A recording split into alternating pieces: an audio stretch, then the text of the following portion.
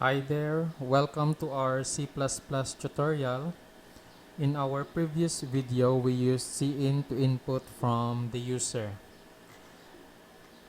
To give you an idea of the type of program that we are doing, let me execute this code.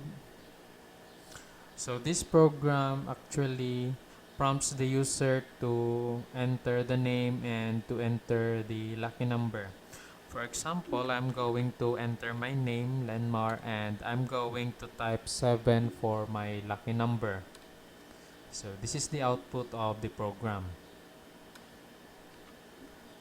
However, there is a problem using this cin if the input of the user is two words and is separated by a space.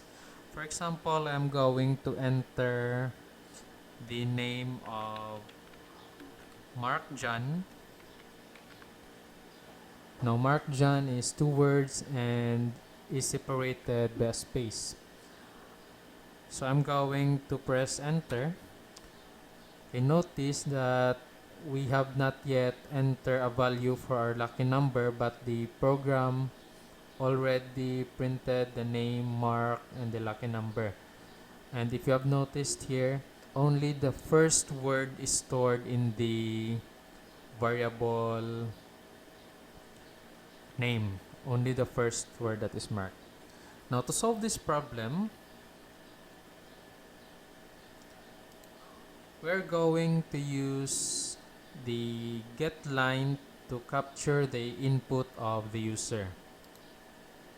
So the getline uses two parameters.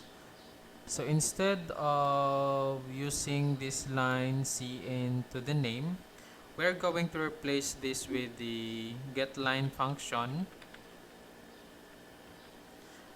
And as I've mentioned, the getline function takes two parameters, the cin and the variable name.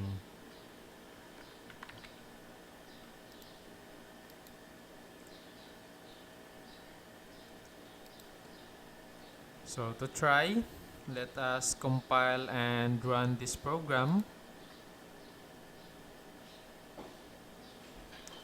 So this time I'm going to enter the name, which is Mark John.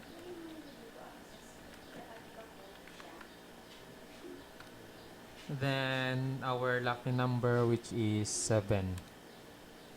So this time the problem is solved. The word Mark John, which is two words, was saved into our variable name, and it also displayed our lucky number 7.